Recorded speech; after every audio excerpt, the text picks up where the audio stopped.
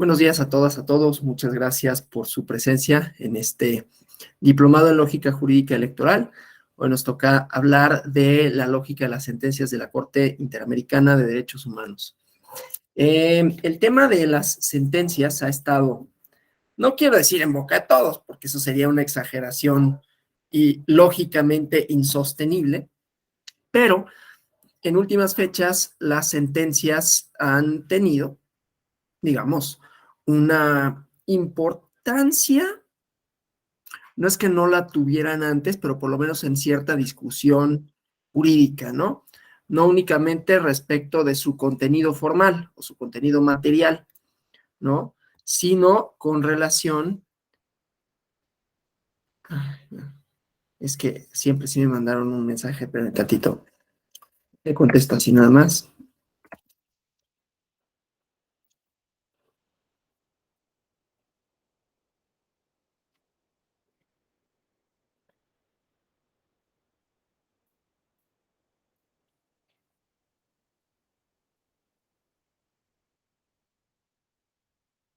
Perdón, decía, han estado o han tenido una cierta relevancia, no tanto propiamente por su contenido, que ese quizás en los campos jurídicos siempre ha sido, siempre ha estado en discusión, sino, digamos, su contenido material, ¿no? Argumentos, fundamentos, que es en esencia una de las partes centrales del trabajo jurídico, no la única, pero es una de las partes centrales porque pues se discute tanto académicamente, se discute jurisdiccionalmente, lo discuten las y los abogados y el resultado pues lo saben de los litigios, pero por otro lado está el contenido formal que se vincula con el lenguaje que utilizamos para expresar, ¿no? Para expresarnos.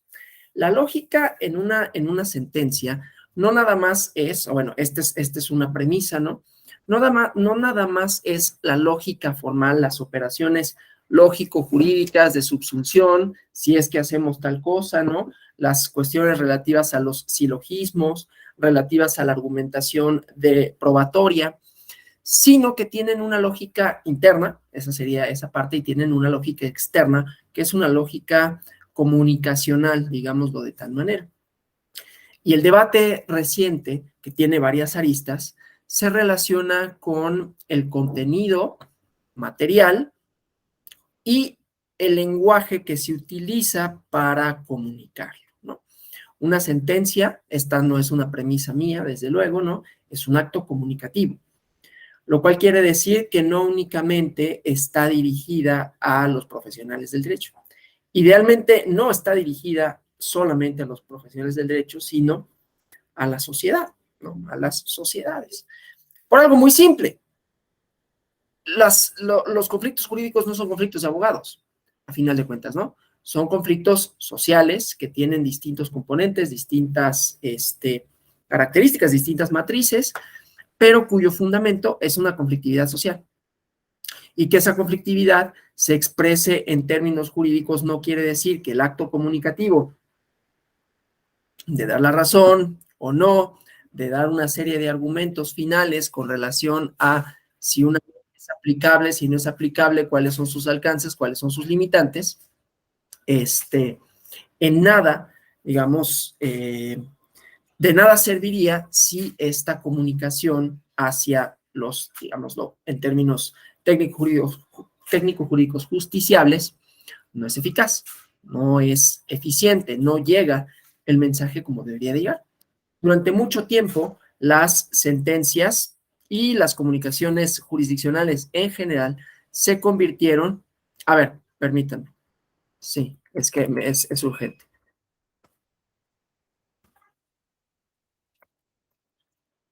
Denme nada más un segundo, es que me está pidiendo una información urgente y lo bueno es que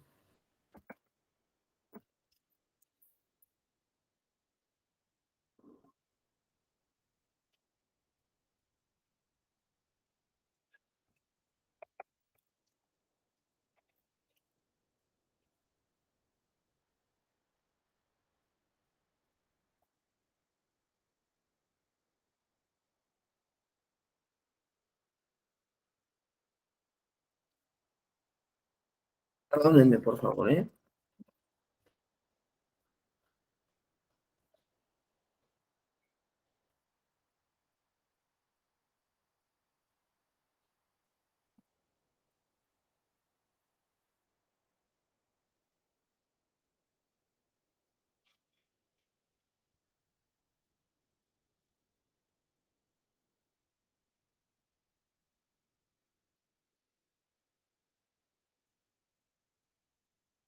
Eh, Ay, perdónenme, es que estoy de actualización y capacitación.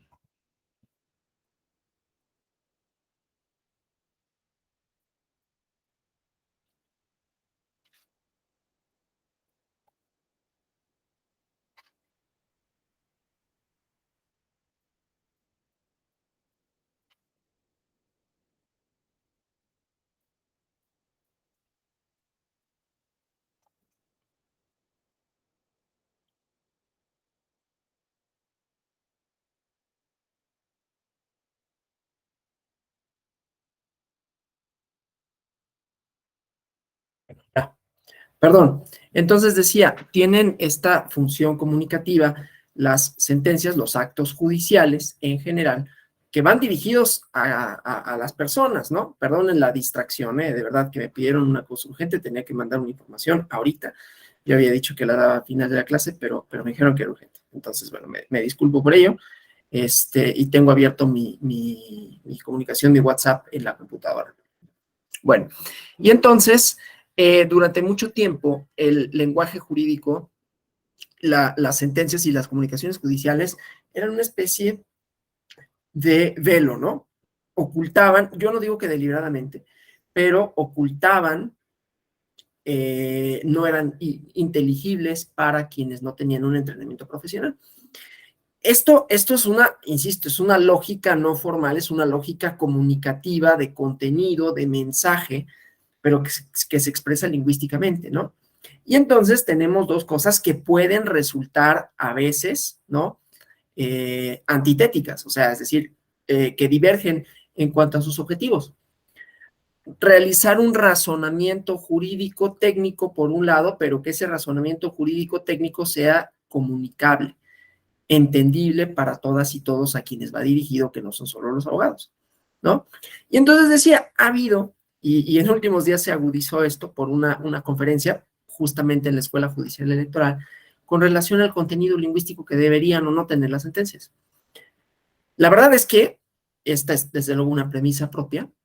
Yo no creo que hay un deben de o deberían de tal manera que una cosa son las reglas argumentativas que más o menos, lo iremos viendo, son estables, no del todo, porque igual cuando veamos en este contenido formal de las sentencias de la Corte Interamericana de Derechos Humanos, veremos que responden a demandas, responden a momentos, y entonces los momentos cambian, y además vamos a ver una cosa de teoría constitucional y teoría convencional en donde quizás podríamos insertar una metodología de interpretación y de control constitucional a la Constitución. Pero no me adelanto. El chiste es que tenemos dos cosas que pueden ser divergentes en algún sentido, ¿no? La lógica formal que construye un argumento, que insisto, no es tan estable, puede cambiar y cambia porque hay elementos externos que se toman en consideración, momentos políticos que están ahí, ¿no? A la hora de construir el argumento, pero que ese argumento sea lo suficientemente legible para todas y todos. Bueno, y entonces hay quienes consideran que no es necesario, por ejemplo, esto que acabo de yo hacer decir todas y todos, ¿no? Es un debate, en realidad a mí me parece que no es intrascendente, es un debate esencial de los tiempos que corren. Ni las sentencias, ni el lenguaje, ni la ley están pensados ni redactados para todo tiempo y para todo espacio como si éste no tuviera un efecto en ello. Entonces, en las sentencias vamos a encontrar, además de otras cosas, valores. Recordarán, ya luego yo me olvido si fue aquí o fue en otro lado, que hablamos en algún momento de la democracia como como un estándar para la argumentación. No sé si fue aquí, si no fue aquí, qué bueno, porque entonces lo puedo utilizar para decirlo aquí. En una de las clases que tuvimos, porque tuvimos clase de lógica de los partidos políticos, bueno, teoría de los partidos políticos, se me olvidó el nombre, ¿no? Teoría de juegos. Pero antes tuvimos otra idea que creo que era lógica de la democracia, ¿no? Entonces ahí dijimos que era que se componía la democracia, entre otras cosas, de axiomas y que esos axiomas eran variantes en el tiempo y en el espacio, ¿no? Y que tenía que ver con una interpretación que se hace de la realidad.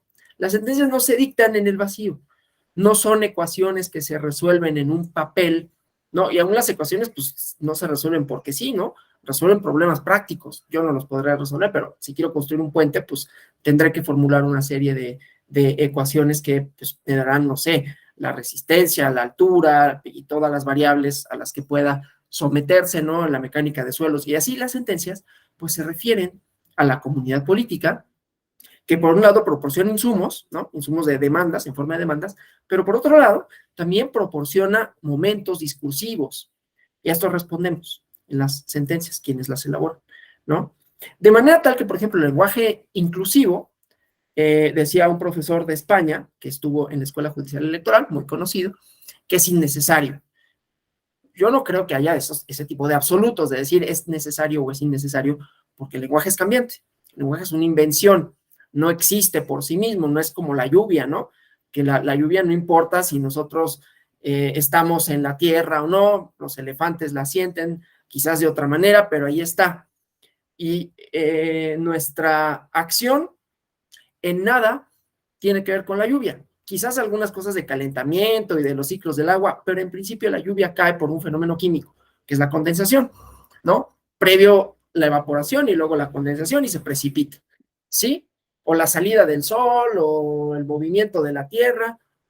Nosotros no tenemos nada que ver ahí. El lenguaje no es así, el lenguaje lo inventamos. Y el lenguaje lo inventamos para resolver problemas prácticos. En el caso del español, por mencionar nuestro idioma, pues es una derivación del latín, ¿no?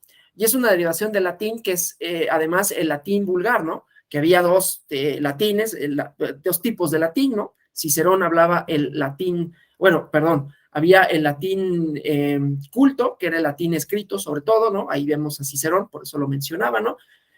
Y el latín vulgar, que era sobre todo el latín hablado. Y luego vinieron estas diferencias entre latín, entre regiones, y van surgiendo idiomas como, perdón, el italiano, el francés, el portugués y el español. Y las reglas para cada uno se derivan del latín, pero no necesariamente todas las palabras que lo conforman, ¿no? Tan es así que hay palabras, por ejemplo, en italiano y en español, que suenan similares, pero significan una cosa diferente. Y el lenguaje es cambiante. Si uno lee el Quijote, por ejemplo, va a encontrar que el verbo traer en la primera persona del singular en pasado lo conjuga como truje, cosa que al día de hoy sería equivocado decir eso. Y no obstante, uno no podría pensar que Miguel de Cervantes no sabía hablar castellano, ¿no? Dado que es una de las obras, es más, leer el Quijote, hay una edición muy interesante de Alfaguara que trae un montón de pies de página, porque leerlo en el castellano escrito por Cervantes es muy difícil. Casi, no digo que es imposible, pero es muy difícil leerlo. Era otro castellano. Solo quería decir eso, ¿no? Hay una obra muy interesante de Borges, ¿no? Que hace esta ficción, la supuesta traducción, Pierre Menard, autor del Quijote, en donde realmente lo que hace Pierre Menard es reescribirlo, ¿no? Reescribirlo igualito, pues en realidad lo que está haciendo es un plagio, pero obviamente es una alegoría, ¿no? De la traducción y dice el narrador, ¿no? Miren, Cervantes lo escribió pues con el idioma, con el castellano como se utilizaba hace 500 años, no está mal, ¿no? Pero miren lo que hace Pierre Menard, ¿no? Trae el lenguaje de hace 500 años al español contemporáneo, qué genialidad, es lo mismo, ¿no? Es desde luego, digo, una ficción. Esto solo para decir que el lenguaje es cambiante. Y también el contenido de las sentencias, ¿no? Las sentencias como las habían redactado, como se redactaban, como a mí me tocó redactarlas todavía, que tenían un montón de transcripciones, por ejemplo, ¿no? Que nos teníamos que ir a la última página, y esto me pasó tanto como cuando redactaba sentencias como cuando fui abogado, te vas a la última página para saber cuál es el sentido de la sentencia y ya después te preocupas por el demás contenido, ¿no? veo la sentencia, ¿no?, de un amparo indirecto, y lo primero que hacíamos cuando íbamos al juzgado de distrito es, pues, ver qué resolvieron hasta el final. La justicia de la Unión ampara y protege para los efectos establecidos en el considerando sexto, y me voy al considerando sexto, que está por ahí de la página 100. Todo lo demás no es que no fuera importante, pero mucho de ello era transcripción de pruebas de los medios de defensa anteriores, ¿no?, y así sucesivamente. Ahora, en los modelos de sentencia, por ejemplo, del Tribunal Electoral, ahorita voy a los de la Corte Interamericana, solo para hablar de los efectos comunicativos de la sentencia y de que no son ajenos a los tiempos que cambian, tanto materialmente en su contenido como comunicativamente, ¿sí? Y entonces no es ocioso pensar en dos lógicas, como decía, ¿no? Una lógica que no es nada más de la argumentativa, sino una lógica comunicacional que tiene que ver con una lógica democrática.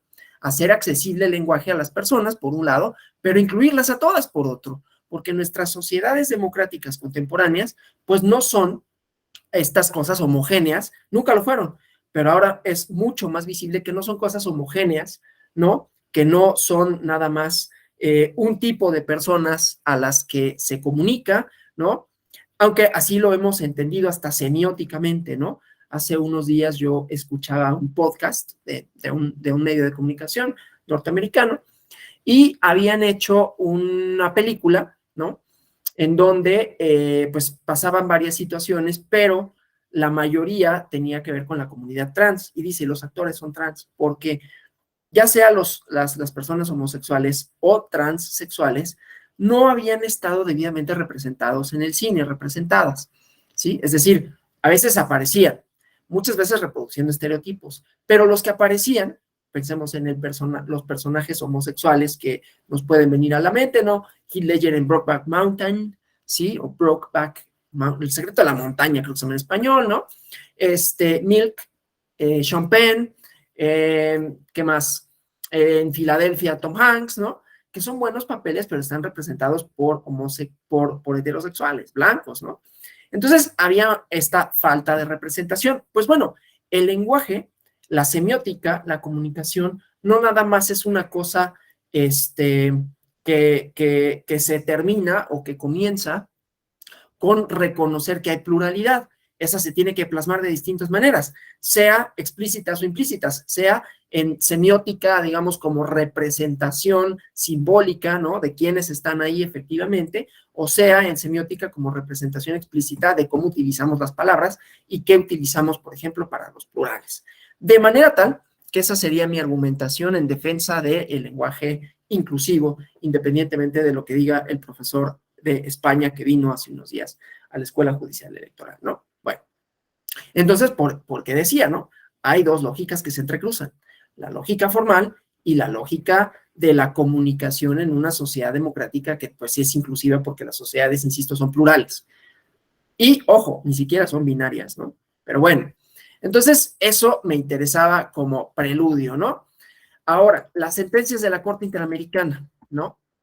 Estas representan una última etapa, dicen algunos, en el esfuerzo cuando uno lucha, que inicia una persona, y por eso digo, son insumos, ¿no? No se dictan en el vacío, no se dictan para construir algo relativamente, porque nunca es así, objetivo, como un puente o como una casa, sino que implican redefinir, reconocer, replantear, ¿no?, relaciones humanas, ¿sí? Relaciones del Estado para con los individuos, relaciones de los estados, el uso de la fuerza, por ejemplo, legítimo, hasta dónde se redefinen límites en ese sentido. Entonces, es la última etapa, decía, de una lucha por el reconocimiento de los derechos humanos, sean derechos políticos o no, aunque todos son derechos políticos, si nos ponemos estrictos, ¿no? Porque tienen que ver con el ejercicio de la posibilidad de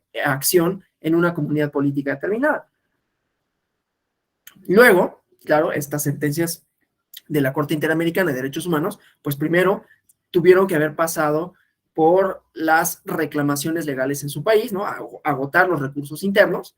Esa es parte de la lógica, digamos, procesal, ya vieron, ¿no? Lógica procesal, que tiene una secuencialidad, ¿no? Y en el caso de las sentencias interamericanas, como vemos, podemos abordarlo desde varios varias perspectivas, una lógica procesal de agotamiento de los recursos internos, una lógica comunicacional que se entrecruza con la idea de la lógica de la democracia, que no son solo procedimientos, aunque también sean procedimientos, ¿no? Sino comunicación, valores, inclusión, y con ello estos valores que tienen que ver con la pluralidad social en sentido amplio. Y por otro lado, pues ya su lógica que iremos viendo, ¿no?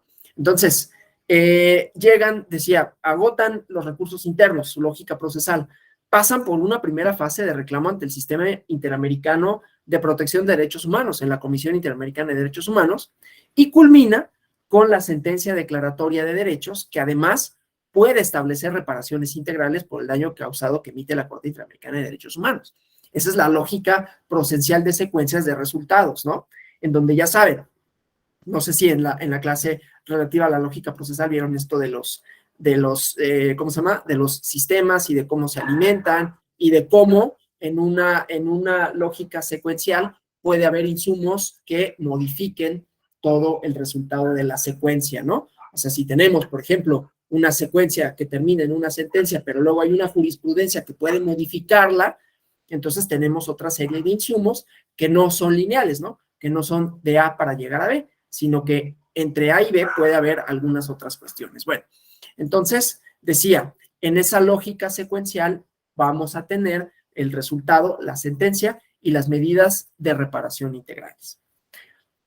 Las sentencias internacionales son un triunfo particular, ¿no? Porque están definidas para proteger a las personas por las violaciones cometidas en su perjuicio, por actos de los estados, pero representan también un referente general, ¿no? Porque cada caso, cada situación resuelta puede tener efectos generales en algunos casos. Pensemos en la sentencia de la famosa relativa al caso Radilla, ¿no? Y con ello, el cambio que supuso para los derechos humanos y para la interpretación y la incorporación de los mismos, el control constitucional difuso en 2011 para el caso mexicano, ¿no? Entonces, por ejemplo, ese es por llamar un ejemplo. Ya veremos qué pasa con la prisión preventiva oficiosa, ¿no? Ya después metemos una parte de teoría constitucional para hablar de cómo se puede hacer un control desde un punto de vista lógico constitucional de la Constitución, pero eso solo si nos da tiempo. En fin, decía pues que los efectos, ¿no? Cada caso puede tener efectos generales, más allá de la solución del conflicto particular, porque las violaciones a los derechos humanos, como sabemos, son actos que cometen los estados por sus funcionarios, llamados agentes, ¿no? Entonces, esa es una primera, ya decíamos, ¿no? Se entrecruzan lógica procesal, lógica democrática y la lógica interna de las sentencias, ¿no? Entonces, los insumos, ¿no? Aquellas cosas que dentro de las secuencias, ¿no? Que, insisto, la lógica de las secuencias no es 1, 2, 3, 4, sino que puede haber otros insumos que vengan después y que vayan a alterar esa secuencialidad, ¿no? Bueno, entonces, pues, decía, son agentes de los estados quienes las cometen y estos actos podrían ser realizados por acciones materiales, ¿no? Por omisiones. Cuando el estado no realiza actos que debería de haber hecho.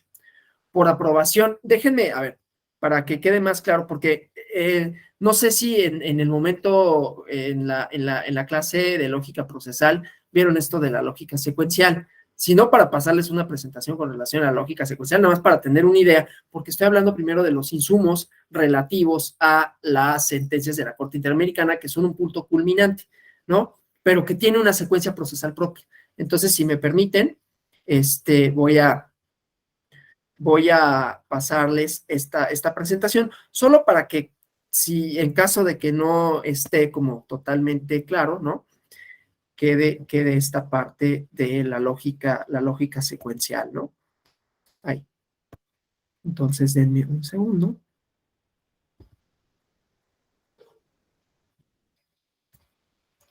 Es nada más la presentación.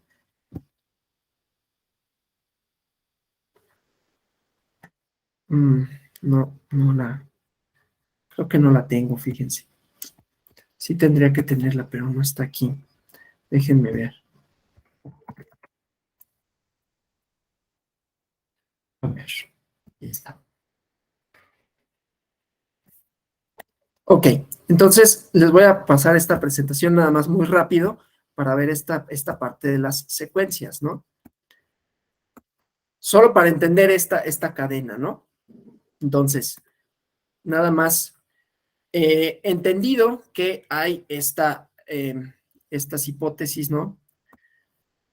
De los resultados jurídicos, en donde una conducta debe corresponder con una hipótesis y corresponder con una norma moral, ¿sí? En una norma jurídica procesal es dado A debe ser B y si no fuere debe ser C. O sea, si no me cumples, entonces hay una coerción, ¿no? Ese es como un modelo primero, ¿no? A tendría que ser B y si no se cumple B, entonces es C, que es la consecuencia jurídica de imposición forzosa de una norma. Claro, en el sistema interamericano funciona de manera distinta, solo me interesa esta idea de la lógica secuencial, ¿no? Un ordenamiento, primero esto, ¿no? En donde tenemos valores de entrada, que en este caso serían las violaciones que cometen los agentes del Estado, pero que el ordenamiento, los procesos no dependen solo de estos valores de entrada, sino de que hay otras variables, ¿no? Que sea información existente previamente, como puede ser una jurisprudencia, ¿no? O como puede ser algo que altere esta misma secuencia, si por ejemplo estamos por acá y sale una jurisprudencia, o en el caso de la ley penal, por ejemplo, ¿no? Estamos dentro de un procedimiento y ustedes saben que no existe la retroactividad en perjuicio de, pero sí en favor de, ¿no? Entonces, por ejemplo, lo que pasa en el caso de la prisión preventiva oficiosa, que va a ser materia de sentencias de la Corte Interamericana de Derechos Humanos, es que estamos en un proceso penal, ¿no? En donde hay una serie de insumos. Una persona cometió un delito que se califica como grave y un juez de control dicta una medida cautelar, como medida cautelar la prisión preventiva, ¿no? Y entonces está esta persona en prisión preventiva y mientras se ventila ese proceso, mientras se dirime si la persona es culpable o inocente, vamos a suponer que en esta secuencia, vamos a pensar que aquí, ¿no?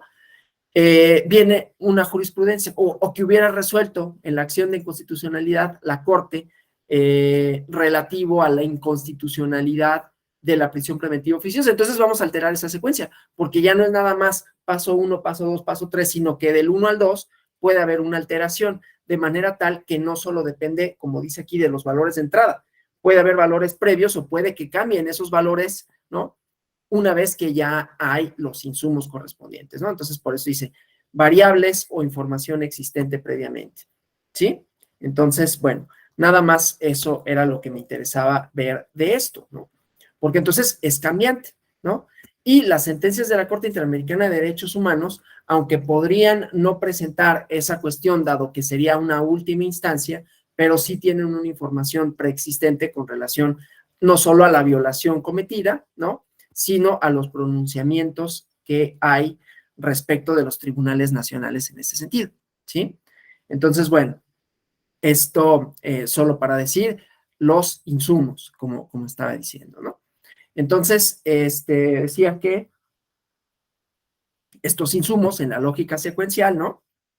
Es omisiones del Estado, aprobación y aplicación de leyes violatorias a los derechos humanos, políticas públicas inadecuadas o cualquier otra circunstancia que afecte a la población general o parte de ella y que es cuestionado en el marco de un caso concreto, ¿no? Entonces, una sentencia no solo beneficia, en este caso, también los efectos que puede tener, no solo comunicativos, sino materialmente jurisdiccionales, no solo beneficia o podría beneficiar a la persona que demanda al Estado, sino a otras personas, ¿no? A otras comunidades que se encontrasen en una situación similar, que además sirven también como precedentes, ¿no? O sea, para los derechos políticos, por ejemplo, pues está el caso Castañeda Goodman, está el caso Petro, ¿no? Y entonces estos pueden citarse luego y servirán como esta especie de insumos de los valores de entrada, no solo es la demanda, ¿no? Sino jurisprudencias existentes, criterios de la Corte Interamericana igualmente previamente pronunciados, que me sirven no para explicar el caso en concreto, sino para reforzar la argumentación, ¿sí? Entonces, bueno, esto, decía, también puede ocurrir con otros países, ¿no? Que tengan situaciones generadoras de violaciones a derechos humanos, ¿sí? Similares a las del Estado condenado, ¿no? Entonces, esto genera un interés, pues, hemisférico, ¿no? Por las sentencias de la Corte Interamericana, porque ilustran y promueven mejoras a los derechos humanos.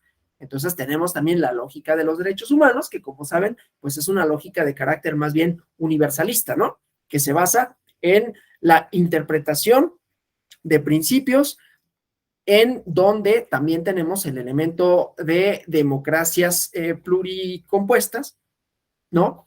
Y que por lo tanto principios como pro persona, ¿no? Que implican la expansión en el alcance de los derechos para todas y todas, ¿no? Esta, como decía, esta idea universalista y por lo tanto los argumentos revisten también ese carácter axiológico al que ya me referí.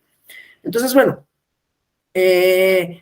decía, promueven mejoras a los derechos humanos, resuelven casos concretos que cuestionan actuaciones estatales que deben ser censuradas o evitadas. Ahora, el proceso para una sentencia a favor de un caso concreto de violación de derechos humanos tiene de suyo muchos sacrificios personales, ¿no? De parte de la víctima, de sus familiares y el tiempo, ¿no? Se tarda mucho. Entonces, obviamente, la más amplia divulgación de la corte, de las sentencias de la Corte, ¿no? De sus alcances, para que los estados conozcan situaciones similares que deben ser corregidas, pues es un valor agregado para que estas sentencias tengan un valor, un efecto, perdón, más general, ¿no?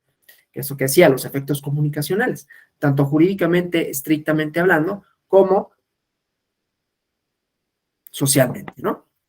Entonces, bueno, claro, estudiar una sentencia de la Corte Interamericana no es necesariamente algo tan sencillo, tiene una extensión considerable, aunque han tomado también en la Corte Interamericana la decisión de acortarlas, ¿no?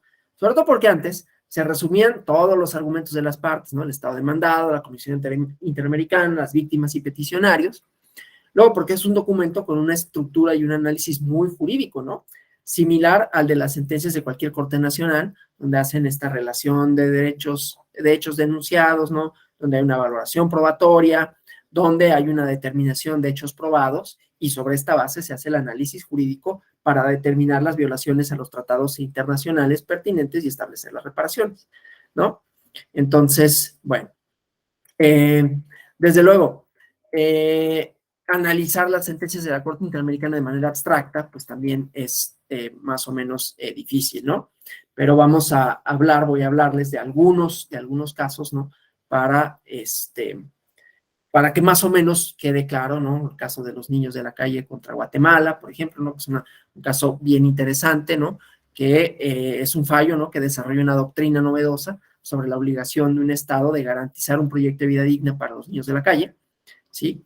Y es un referente fundamental, ¿no? Para el marco estratégico del Sistema Interamericano de Derechos Humanos. Y el razonamiento, ¿no? De la Corte en este caso es uno de los más amplios quizás que podamos encontrar en una sentencia internacional, ¿no? Porque se interpretaron los hechos del caso de la manera en que más se pudiera favorecer a las víctimas de violaciones de derechos humanos, en este caso, ¿no? Además, una población doblemente vulnerable, que ese es otro criterio valorativo lógico, ¿no? Personas menores de edad y en riesgo social. Esto que también conocerán y que también es un elemento lógico de valoración, que es la interseccionalidad, ¿no? Todo esto, ¿no? Tanto el pronunciamiento como estos elementos de valoración, interseccionalidad, no sería posible si no hubiera un cambio en cómo se percibe tanto la democracia como las relaciones sociales, como los momentos, ¿no? Y aquí podemos volver a insertar la idea del lenguaje inclusivo, ¿no? Porque la interseccionalidad, ustedes lo sabrán o no, pero implica el cúmulo de vulneraciones o de hechos que hacen que una persona sea más vulnerable con respecto a otra, ¿no? Entonces, por ejemplo, en una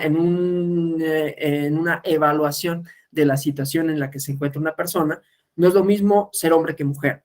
Hay una condición primera de desigualdad histórica, social, política, de la mujer con respecto al hombre, ¿no? Pero no es lo mismo ser mujer de la Ciudad de México a ser mujer en una comunidad indígena. Y no nada más en una comunidad indígena, ese es otro criterio, ¿no? Por eso es interseccionalidad. Entonces ya esta persona tiene una doble, digamos, vulneración o es doblemente vulnerable, ¿no? Dadas las desigualdades. Y además no solo perteneciente a una comunidad indígena, pensemos que no hablara castellano. Y así sucesivamente, ¿no? Entonces, estos criterios, y aquí se van a vislumbrar, ¿no? Entonces, bueno, En este caso, la Corte Interamericana llegó a considerar que un Estado no solo viola el derecho a la vida cuando por actos de sus funcionarios muere una persona, sino cuando no garantiza las posibilidades y opciones para que las personas menores de edad que viven en la calle puedan tener un proyecto de vida. Entonces, se viola el derecho a la vida aunque las personas no hayan muerto, ¿sí? Una argumentación, una idea de la tarea del Estado como garante de la vida que no se limita nada más a privarlos de esa por una acción concreta, ¿no?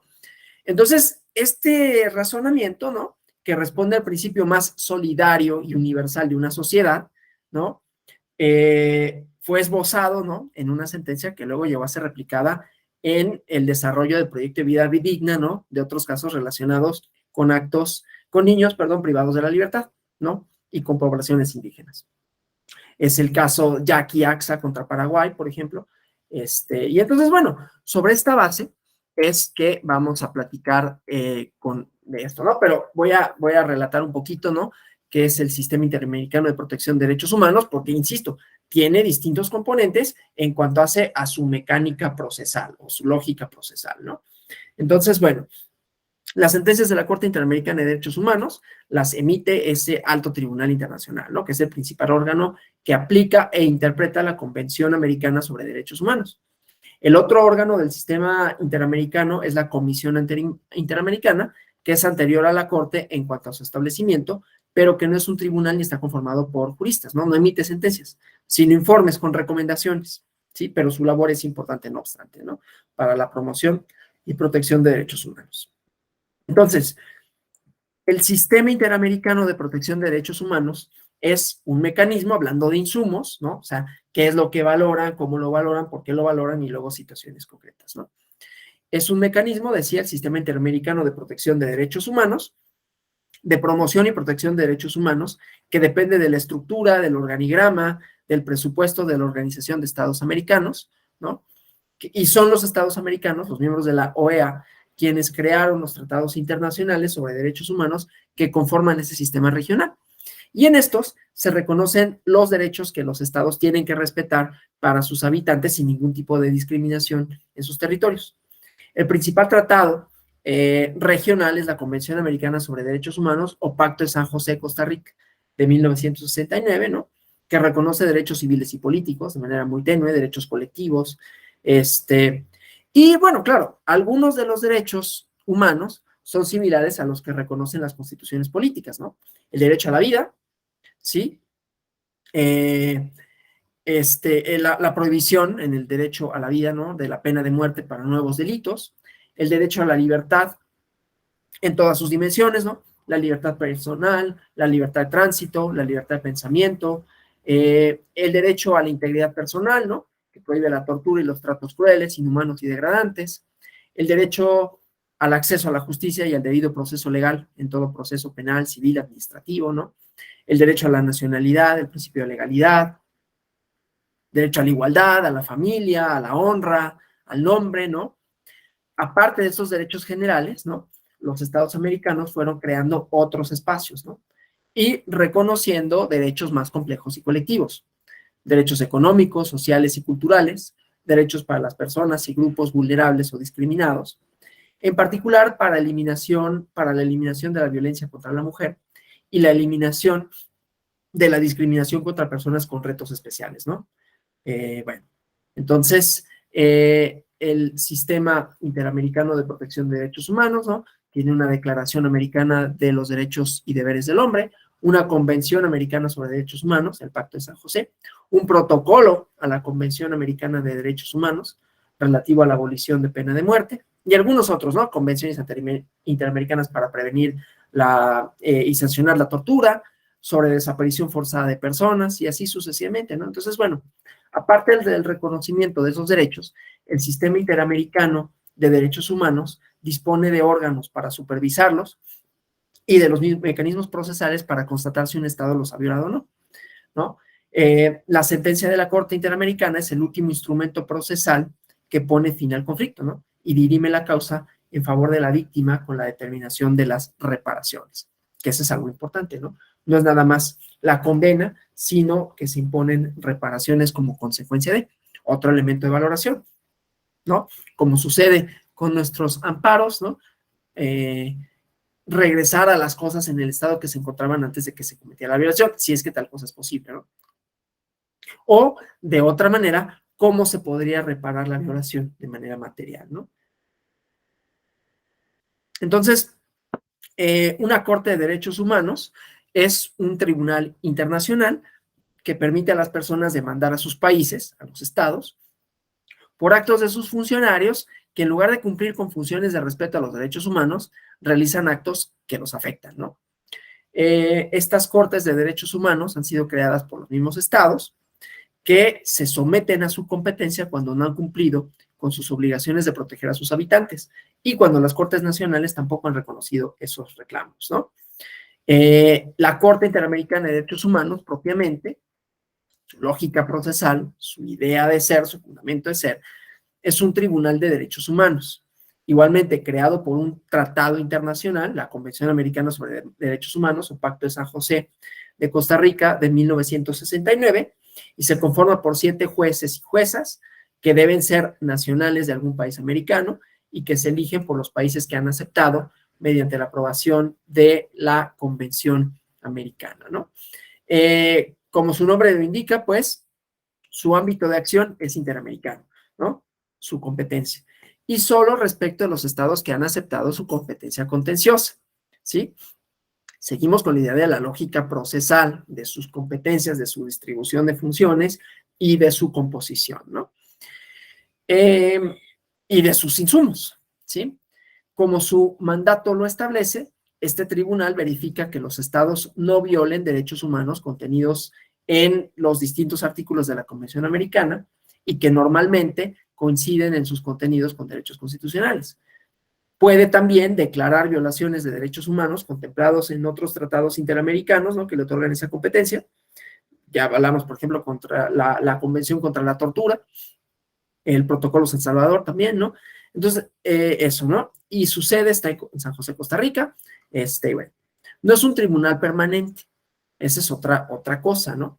Hablando de las lógicas de los tribunales, de las lógicas procesales, pues sabrán que estos pueden funcionar permanentemente o reuniones. En este caso, el Tribunal de la Corte Interamericana se reúne 2 o 3 veces al año, por 1 o 2 semanas, según lo permite el presupuesto, que depende de la Organización de Estados Americanos y que no es muy grande, ¿no? Son como $2 millones. Entonces, obviamente, es insuficiente para cumplir con su mandato, ¿no? Y quizás por esta limitación en los recursos, ¿no? Insumos, voy a volver a presentarles esta idea de las secuencialidades, que son varias, ¿no? La posibilidad para que los tribunales trabajen, pues también pasa por los, ¿cómo se llama? Por las posibilidades presupuestales, ¿no? Entonces, déjenme. O sea, son varias restricciones, ¿no? La comparto nada más para que se entienda esta idea, ¿no? Entonces, son varias las restricciones, no solo materiales en cuanto a competencias, la distribución de las mismas, los estados miembros, las reclamaciones, sino también de recursos, ¿no? Que son otra fuente de insumos. Entonces, por eso es que quizás por esta falta de recursos o limitación de recursos, ha instaurado como práctica la Corte la realización de sesiones extraordinarias, ¿no? En países que le invitan para esos efectos y que desde luego son estos los que sufragan los gastos de estas sesiones, ¿no? Con el fin de mantener su independencia, desde luego, la idea de los tribunales, seguimos en esta idea de secuencialidad, ¿no? Otro de los pilares fundamentales para un tribunal, sea internacional o sea nacional, pues es la independencia del poder, la distribución, ¿no? La lógica de mantenerse independiente, ¿no? Entonces, por eso mismo, el tribunal no agenda casos relacionados con el Estado que le invita, ¿no? Pero bueno, aún con esas limitaciones, tanto la Corte como la Comisión Interamericana de Derechos Humanos cumplen con uno de los mandatos más importantes de la Organización de Estados Americanos, que es la promoción y protección de los derechos humanos. Y esto le ha permitido establecer parámetros regionales sobre las obligaciones que tienen los estados de respetar los derechos humanos de sus habitantes, ¿no? En lo que concierne a la Corte Interamericana, únicamente resuelve casos concretos donde personas que se sienten afectadas por violaciones a derechos humanos acuden a esta para obtener una sentencia internacional. Les reconoce sus derechos, les permite reclamar la reparación integral de los daños ocasionados. Entonces, el primer requisito, otra vez hablando de la secuencia, es que antes hayan agotado los recursos legales en su país, que hayan planteado su caso además ante la Comisión Interamericana. Y una vez hecho esto, ¿no? Que implica desde luego un transcurso de tiempo importante, es la misma comisión la que puede plantear la demanda ante la Corte Interamericana. No lo pueden hacer las personas afectadas directamente porque la Convención Americana establece que solo los estados partes y la Comisión Interamericana pueden someter casos al conocimiento de la Corte Interamericana. Vuelvo a decirlo, a lo mejor es como ya lo dijiste muchas veces, es la lógica secuencial, ¿no? ¿Quiénes son las partes legitimadas para? Es la idea de la procedimentalidad, ¿no? Bueno, entonces, cuando la persona afectada, la víctima, ¿no? No puede plantear ella misma su petición ante la Comisión Interamericana, lo pueden hacer sus familiares, es el caso, por ejemplo, de Rosendo Radilla, ¿sí? Conocidos, cualquier otra persona, aunque no tenga ningún vínculo afectivo, y pueden hacerlo organizaciones de la sociedad civil, grupos de personas, ¿no? Que así fue lo que ocurrió en el caso que vamos a analizar, del caso de los niños de la calle contra Guatemala, ¿no? En que una ONG que trabaja sobre el tema de la niñez en Centroamérica, la Casa Alianza, presentó el caso ante el sistema interamericano en asocio con otra conocida organización que litiga casos de violaciones de derechos humanos, ¿no? Entonces, bueno, para lograr una sentencia de la Corte Interamericana se requiere agotar una ruta procesal compleja, ¿no? Inicia con una denuncia ante los órganos administrativos y judiciales del país, lo cual supone desde luego un proceso que incluye la interposición de recursos de apelación hasta llegar al último paso procesal, ¿no? Que podría ser un amparo, ¿no? O inclusive la justicia constitucional, ¿no? La Suprema Corte de Justicia de la Nación. Y si aún así no se obtiene una sentencia favorable, la víctima en la justicia interna se abre la opción, siempre subsidiaria, ¿no? De plantear el caso ante el sistema interamericano. Y con ello se inicia una petición ante la Comisión Interamericana de Derechos Humanos, ¿no? Que está en Washington, y si prospera, puede ser luego enviado el caso ante la Corte Interamericana de Derechos Humanos en San José, ¿no? El proceso interamericano culmina con una sentencia definitiva de la Corte Interamericana, cuya estructura y contenido vamos a ir analizando, ¿no? Entonces, bueno, el diagrama, o bueno, la idea, pues, en esta misma idea de secuencialidad, ¿no? Es la petición, ¿no? Primero, debe de haber agotado recursos internos antes. Entonces, hay un examen de admisibilidad, puede ser admisible o inadmisible. Una notificación posteriormente, de la petición al Estado para que la conteste, que es un plazo de 2 meses que puede ser prorrogado. Y hay una serie de excepciones preliminares, ¿no? Contestación del Estado, ¿no? Y otros posibles escritos, un informe de admisibilidad o inadmisibilidad, una audiencia privada, ¿no? Donde hay excepciones, etcétera, etcétera, ¿no? Un informe y un envío, en todo caso, a la Corte Interamericana. Y una vez en la Corte Interamericana de Derechos Humanos, ¿no? Hay otra vez el presidente hace un examen de admisibilidad, la puede declarar como admisible o inadmisible, ¿sí? Si la declara admisible, ¿no? Se notifica de la demanda a los peticionarios, ¿no? Para que presenten su escrito y al Estado para que conteste la demanda, ¿no? Se nombra a un agente, hay una contestación de la demanda, audiencias públicas, una sentencia de fondo y la fase de reparaciones. Que desde luego no es tan sencillo, ¿no?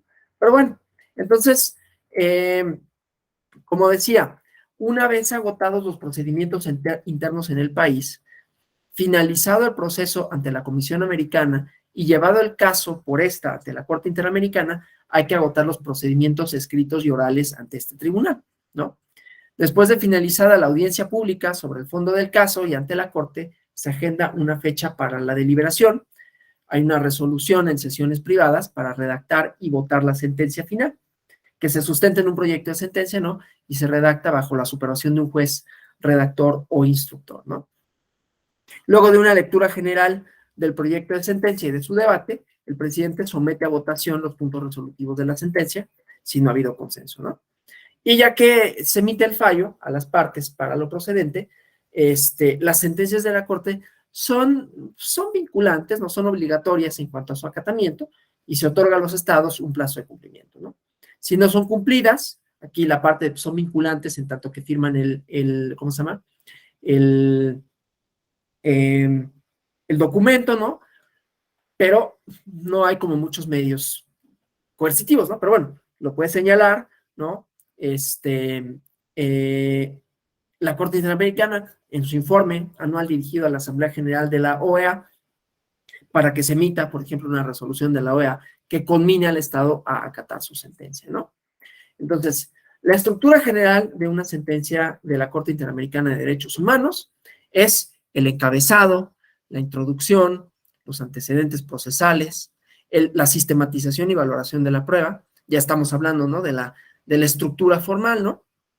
Los hechos probados, los derechos violados, la parte resolutiva, ¿no? El por tanto, la firma, la fecha y los votos separados, ¿no? ¿Cómo leerla? ¿No? Cómo sistematizarla para efectos de analizar su lógica, ¿no? Hay una lectura clásica, ¿no? Del inicio al final, que es realmente un poco tedioso, porque hay sentencias que tienen 200, 300 páginas, y una lectura rápida, ¿no? Que no por ello es necesariamente una lectura descuidada, ¿no? Entonces, bueno, la idea, pues, es, pues, leemos, ¿no? La portada, el encabezado, la introducción de una sentencia, nos vamos a la parte 7, ¿no? Esto ya les decía, ¿no? La idea de cómo leer las sentencias de amparo cuando estábamos más jóvenes y litigábamos, ¿no? Bueno, en mi caso, ¿no? Pues que te vas si te decían, ¿cómo consultas un expediente? La primera vez que vas a pedirlo, pues no te dicen, pues lee toda la sentencia porque te vas a tardar muchísimo y tienes más cosas que hacer, ¿no? Vas al juzgado, pides el expediente, si ya se dictó sentencia,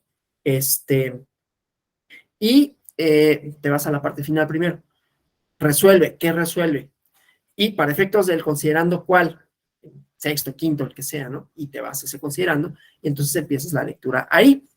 Entonces, una vez que se lee la portada, el encabezado, la introducción, ¿no? Son 2, 3 páginas, en donde se explican los hechos del caso de una manera muy resumida. Nos vamos a la parte 7, ¿no? Que es lo que decía, la parte resolutiva, el por tanto, ¿sí? Y ahí tenemos una visión muy preliminar de los hechos y el resultado final, aunque no necesariamente conocemos ahí los motivos para haber llegado a esas conclusiones. Luego, la parte 5, ¿no? La referida a los hechos probados. A esta altura ya hay hechos que la Corte considera que fueron demostrados, que podrán coincidir con los hechos de la demanda, no necesariamente tienen que corresponder en su totalidad, depende de las pruebas, ¿no? Y de la evaluación que se haga, ¿no? Luego, en la parte valorativa, ¿no? En los derechos violados, y que es una lectura desde luego más cuidadosa, ¿no? Porque es la parte más rica, más sustanciosa del fallo, es donde se genera la jurisprudencia, ¿no? El razonamiento jurídico con base en las decisiones y los puntos resolutivos. En el caso que nos ocupa, bueno, que voy a poner como ejemplo de los niños de la calle, en la corte, ¿no? Antes de emitir su criterio, hace un resumen, ¿no? De los argumentos de las partes, comienza con la Comisión Interamericana como la parte acusadora, luego están los alegatos de las víctimas cuando procede, finaliza con los argumentos del Estado. Dependiendo del interés, se puede saltar esos alegatos, ¿no? Para leer directamente las consideraciones de la Corte Interamericana. Y en las sentencias más recientes prescinden del resumen de los argumentos de las partes, ¿no? Pasan directamente a las consideraciones de la Corte, ¿sí? Entonces ya, con esto, se puede hacer la lectura completa si se quiere, ¿no? Bueno, entonces, yo sé que enumeré una serie de cosas. Les voy a contar este caso de los niños de la calle para explicar como la estructura de la sentencia, ¿no? Y algunos de sus componentes. Entonces, primero decía el encabezado, ¿no? Que es el título de la sentencia con información básica. Fecha, el tipo de sentencia, ¿no? Si es de excepciones preliminares, de fondo, reparaciones integrales, ¿no? O interpretación de la sentencia. Y la composición de la corte que conoció y resolvió el caso. Los nombres también de los secretarios del tribunal, ¿no? Entonces, en relación con el nombre, lo usual es que la Corte lo nombre, lo bautice, digamos o no, bautice el caso con el nombre de la víctima, ¿no? Que es como usualmente la Comisión Interamericana somete la demanda. Si son varias las víctimas, se toma el nombre de una de ellas y se adiciona y otros, ¿no? Sin embargo, ha sido una práctica de la Corte utilizar otra denominación cuando de los hechos del caso se deduce alguna situación que la Corte considera interesante descartar, ¿no? Y que pueda servir como una manera aleccionadora, digamos, para llamar la atención sobre ese aspecto, ¿sí? En este caso se utiliza el caso de los niños de la calle, que es Villagrán Morales y otros, ¿no? Donde establece y que se vuelve bastante ilustrativo de la situación que se denuncia a lo largo del proceso, ¿no? Los niños de la calle o en la calle, o niños en ese riesgo social. En sus primeras sentencias, la Corte Interamericana acostumbraba a emitir varias sentencias dentro del mismo caso, ¿no? Que dividía por etapas. Entonces, había una sentencia sobre excepciones preliminares, ¿no? Que son los alegatos procesales que alega la parte demandada, que si se es al lugar, evitan conocer de hechos y pruebas, ¿no? Que supondría la terminación del caso anticipadamente a favor del Estado demandado. Sobreseimiento, ¿sí? Lógica procesal de estas sentencias, ¿no? Luego, se emite la sentencia principal, ¿no? La sentencia de fondo, donde se discuten los hechos del caso, la prueba, y se declara o reconocen los derechos violados, y finalmente la sentencia de reparaciones, que es en donde se definen los daños y perjuicios que deben ser resarcidos por parte del Estado condenado. Excepcionalmente, puede haber una sentencia sobre interpretación, si es que alguna de las partes solicita una aclaración del fallo, ¿no? No es una apelación, ¿no? Este recurso lo conocerán también en México, se prevé en los códigos procesales la aclaración de sentencia, ¿no? Si la sentencia no está clara. Pero bueno, igualmente, en tiempos recientes, en estas cosas procedimentales, ¿no? La Corte ha decidido como sana práctica unificar las distintas etapas para que en la medida de lo posible haya solo una sentencia, ¿no? Que resuelva las tres fases procesales de excepciones preliminares, fondo y reparaciones, ¿no? Que son los tres posibles resultados que se dan, ¿no? Y con ello, pues se simplifica el proceso, ¿no? Entonces, en lugar de hacer tres audiencias separadas, hay una sola, ¿no? Para tratar todos los temas y la decisión final se adopta en un solo fallo. Y esto, pues, reduce desde luego el tiempo, ¿no? Y con ello la resolución de los casos. Bueno, entonces, la sentencia a la que estoy refiriendo es una sentencia de fondo, ¿no? Porque ya había antes una sentencia de excepciones preliminares, donde se había declarado la improcedencia de las mismas, ¿no? Que, insisto, es algo similar al sobreseimiento y que se decreta que no ha lugar las causales de sobreseimiento que se hacen valer, ¿no? Pero bueno, perdón, las causales de improcedencia que se hacen valer y que derivarían en el sobreseimiento. Entonces, bueno. Luego la introducción de la causa, que decía como segundo punto, ¿no? Que es una explicación general, cómo fue sometido el caso a consideración de la Corte Interamericana. Es normalmente la Comisión Interamericana la que somete la demanda ante el tribunal, excepcionalmente los estados, ¿no? Cuando un estado demanda a otro, una queja interestatal, que creo que no ha ocurrido. Pero bueno, entonces, en la introducción, pues está la fecha, perdón, del sometimiento del caso ante la Corte. Ya vemos la estructura formal, que sigue también su propia mecánica, su propia lógica de ordenación, ¿no? Perdonen los ruidos, estos no son domésticos, pero son de la calle. Pero bueno, entonces decía, la fecha del sometimiento del caso ante la Corte, ¿no? La importancia que tiene la fecha es determinar si la demanda se presentó dentro de los 3 meses después de haberse emitido el informe de la Comisión Interamericana. Si la demanda es posterior, el Estado demandado podría interponer una excepción de caducidad de la demanda, ¿no? Ya ha ocurrido. Y el resultado es que los estados sean absueltos, ¿no? Que no se pueda conocer la demanda en la parte sustantiva. Es el caso Callara contra el Perú, una sentencia de excepciones preliminares, ¿no? La indicación de los artículos de la Convención Interamericana que se establecen como fundamento, ¿no? El derecho de la Comisión de someter demandas ante la Corte, ¿no? La indicación, obviamente, de los artículos de la Convención Interamericana, perdón, de la Convención Americana, que la Comisión Interamericana considera que han sido violados por el Estado demandado y que pide a la Corte que así sea declarado en la sentencia, ¿no? En este caso, ¿no? En el caso que nos ocupa, bueno, del ejemplo, ¿no? La comisión solicitó que se declare la violación a diversos artículos, ¿no? Ahorita vemos exactamente qué es lo que reclama, ¿no? Pero que tienen que ver con la obligación de respetar los derechos, que es el artículo primero, el artículo cuarto, que es derecho a la vida, déjenme ver, el artículo quinto, que es el derecho a la integridad personal, el derecho a la libertad personal, las garantías judiciales y de protección constitucional en el artículo 25. Entonces, en todas las sentencias de la Corte siempre se invoca y se condena a los estados por la violación del artículo primero, ¿no? Que se refiere a la obligación genérica de respetar los derechos incorporados en la Convención, una vez que se ha demostrado la violación de algún otro artículo o derecho específico, ¿no?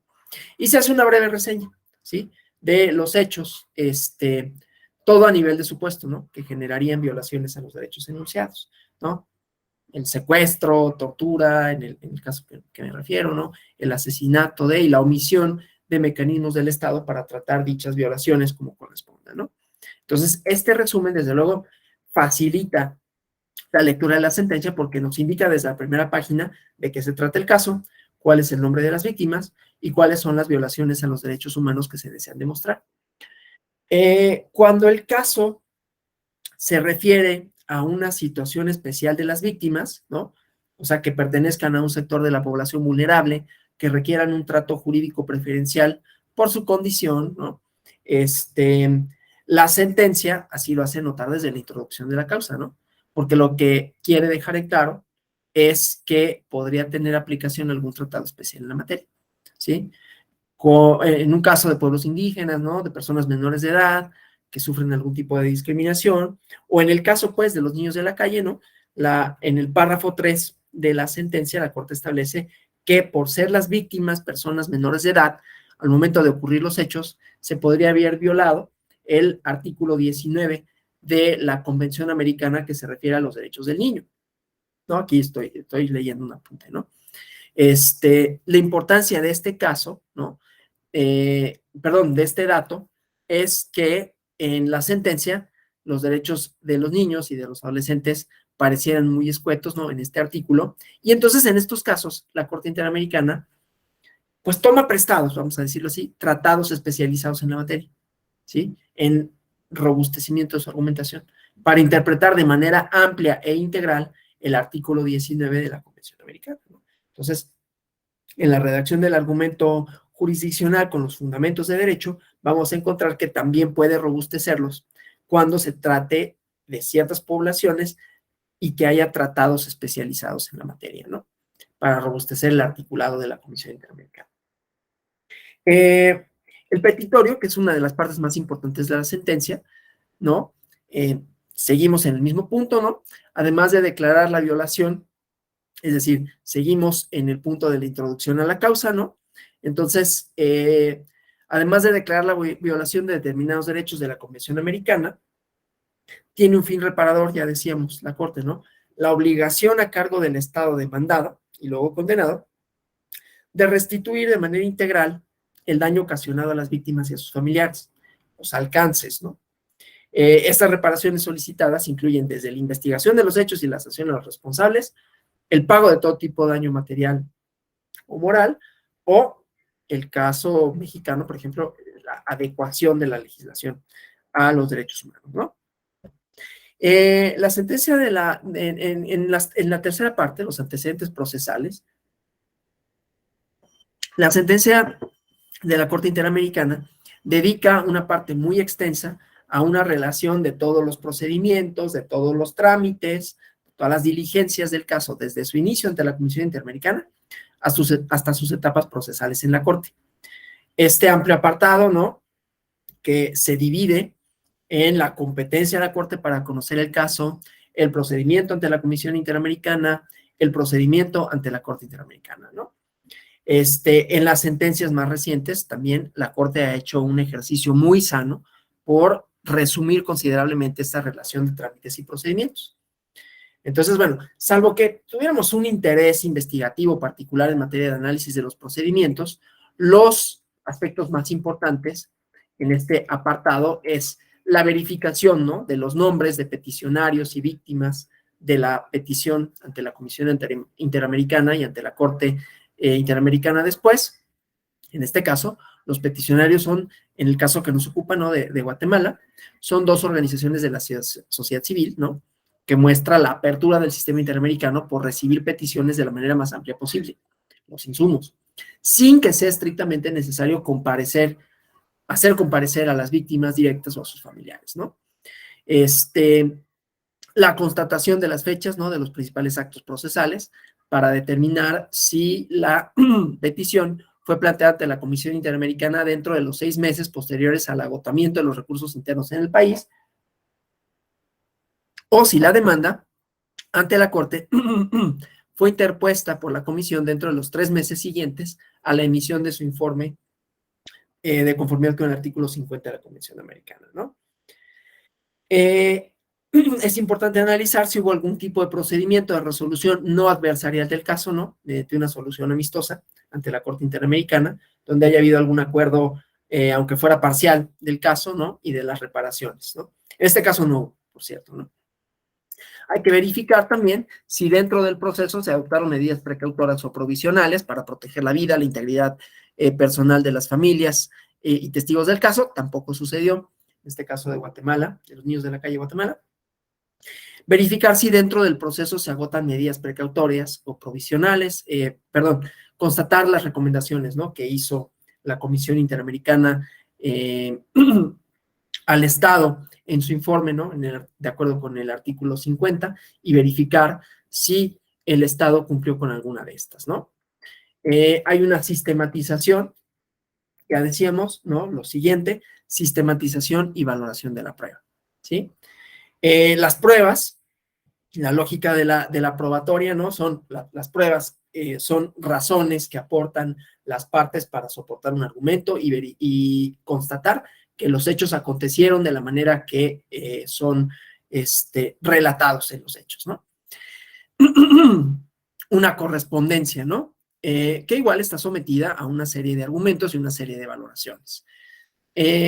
Las pruebas están sistematizadas igualmente según su naturaleza: pruebas documentales, pruebas testimoniales, ¿no?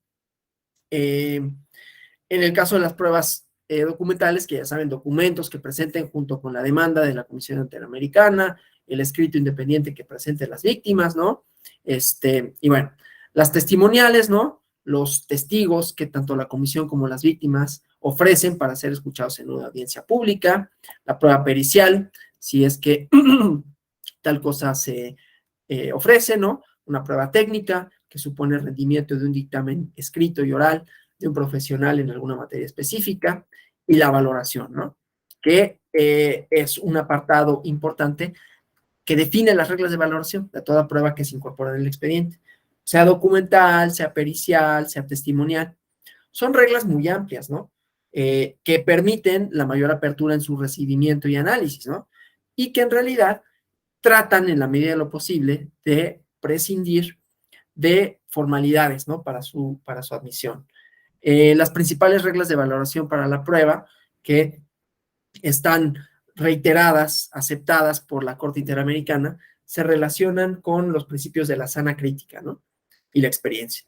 Entonces, algunos de los criterios, ¿no?, a tomar en cuenta en la valoración de la prueba en una sentencia de la Corte Interamericana, que es la valoración integral de todas las pruebas, ¿no?, en su conjunto: documentales, testimoniales, periciales, ¿no?, también pruebas indirectas, las pruebas indiciarias, ¿no?, que son documentos, presunciones, indicios, que no tienen carácter de plena prueba, pero que cuando se analizan en el contexto de todos los elementos probatorios, pueden fortalecer un juicio de valor o de certeza respecto de los hechos que se pretende tener por demostrados, ¿no? No se valora la conducta ni la responsabilidad individual de las personas que cometieron las violaciones, ¿no? La Corte Interamericana es un tribunal penal, es un órgano que condena actos del Estado. Por ello, solo condena a los estados, no a las personas, lo cual debe ser objeto de los procesos penales en cada uno de sus países respectivos, en todo caso, ¿no? Respecto a la prueba documental, cuando no es controvertida por la parte contraria, se acepta como prueba. La prueba indiciaria o los informes policiales, ¿no?, otro tipo de informes sobre situaciones de derechos humanos, cuando coinciden con otro tipo de prueba analizada en el caso, pues es que decía, se vinculan, ¿no? Con los demás elementos probatorios. Luego está la parte de los hechos probados, ¿no? Desde un punto sustantivo de una sentencia, es una de las partes más importantes, ¿no? Porque dependiendo de los hechos que el tribunal tenga por demostrados, con base en las reglas de la valoración de la prueba que había descrito, pues se le alcance la sentencia, ¿sí? Dependen dos cosas de los hechos probados, ¿no? Los derechos humanos que se consideren violados conforme al artículo de la Convención Americana y las reparaciones que se deben de exigir al Estado por la violación de esos derechos. Para efectos de coherencia de la sentencia, los hechos que se tiene por violados no solo deben ser enunciados, tienen que indicarse cuáles fueron las pruebas y los indicios sobre los cuales se basa el tribunal para considerar su demostración, o que efectivamente se verificaron así, ¿no? Entonces, esta es una manera, ¿no? Digamos, tradicional, que en el que procedía la Corte Interamericana en sus sentencias con un formato de una sentencia penal, digamos, un poco, ¿no? Derecho interno. Pero en el caso de los niños de la calle contra Guatemala, la Corte no utiliza esa metodología. Enuncia los hechos tenidos por demostrados sin indicar cómo se llega a esa conclusión de manera específica para cada hecho, ¿sí? Digo, es importante por el caso específico, pero esto fija un criterio, ¿no? De tutela de derechos, ¿no? Entonces, hace una valoración general, ¿no? Dice, por ejemplo, del examen de los documentos, de las declaraciones de los testigos y de los informes periciales, así como las manifestaciones del Estado y de la comisión en el curso del procedimiento, se hace la valoración de los hechos probados respecto de los hechos violados, ¿no? Y ya, ¿no? Dice, considera probados los hechos a los que se va a hacer referencia en este acápite. Entonces, cuando se hace esta valoración sobre los hechos probados respecto de los derechos violados, la Corte Interamericana hace consideraciones pertinentes, no obstante, de prueba de fundamento jurídico para sustentar esas violaciones. Dice, por ejemplo, ¿no? Voy a poner aquí mi hojita para que más o menos pueda voltear la pantalla, ¿no? Dice, en el caso de los niños de la calle, los hechos demostrados por la Corte Interamericana de Derechos Humanos fueron los siguientes: que en el periodo en que ocurrieron los hechos, la zona de Las Casetas es notoria por tener una alta tasa de delincuencia y criminalidad, y además abrigaba un gran número de niños en la calle. Que en la época en que sucedieron los hechos, existía en Guatemala un patrón común de acciones al margen de la ley perpetradas por agentes de seguridad estatales en contra de los niños de la calle. Esta práctica incluía amenazas, detenciones, tratos crueles, inhumanos y degradantes y homicidios como medio para contrarrestar la delincuencia y vagancia. Que en ese contexto, el 15 de junio de 1990, ocurrió el secuestro y homicidio de Henry Giovanni Contreras, Federico Clemente Figueroa Tunches, Julio Roberto Cal Sandoval y Jovito Josué Juárez Cifuentes. En los cuerpos de los jóvenes Juárez Cifuentes y Figueroa Tunches fueron encontradas en los bosques de San Nicolás el 16 de junio de 1990 y los cadáveres de los jóvenes Contreras y Cal Sandoval fueron descubiertos en el mismo lugar el día siguiente. La causa de muerte fue oficialmente atribuida, en todos los casos, a lesiones producidas por disparo de armas de fuego en el cráneo. Y bueno, eso, ¿no? Entonces, es la narración de los hechos, cómo se probaron los derechos violados. A partir de la determinación de los hechos tenidos por demostrados, la Corte Interamericana procede a hacer una relación de esos hechos con los derechos contemplados en la Convención Interamericana, que pudieran haber sido violados, ¿no? Para esos efectos, toma como referente la demanda planteada por la Corte Interamericana, así como los escritos independientes de las víctimas, ¿no? En los cuales se hacen las peticiones correspondientes y pueden coincidir o no con el fallo. Puede suceder, por ejemplo, ¿no?, que la Corte Interamericana considere que se violaron unos derechos y otros no, y los peticionarios pueden tener un criterio distinto, ¿no? Sucedió en un caso en Costa Rica, Mauricio Herrera y otros contra Costa Rica, ¿no?, donde las víctimas agregaron un derecho que la demanda de la comisión no había contemplado. sobre el derecho a un recurso en materia penal, creo, ¿no? Y que después fue una de las principales violaciones que la Corte determinó en ese caso, ¿sí? En el caso de los niños de la calle, no había una reforma al reglamento de la Corte que permitiera a las víctimas presentar escritos autónomos. Entonces, el sustento de la demanda depende exclusivamente de los escritos y argumentos de la Corte Interamericana, ¿no? Como ven, se entrecruzan como la lógica argumentativa, la lógica de la prueba y la lógica secuencial, ¿no? Una vez reformado este artículo, pues las víctimas podían también presentar escritos, no fue el caso de Guatemala, ¿no? Y la importancia de los escritos de las partes, como vimos, de las víctimas, de los afectados, es que pueden introducir cuestiones que no hayan sido planteadas por la Corte, por la Comisión Interamericana al plantear la demanda, ¿no? Esto de los insumos y de la secuencialidad, ¿no?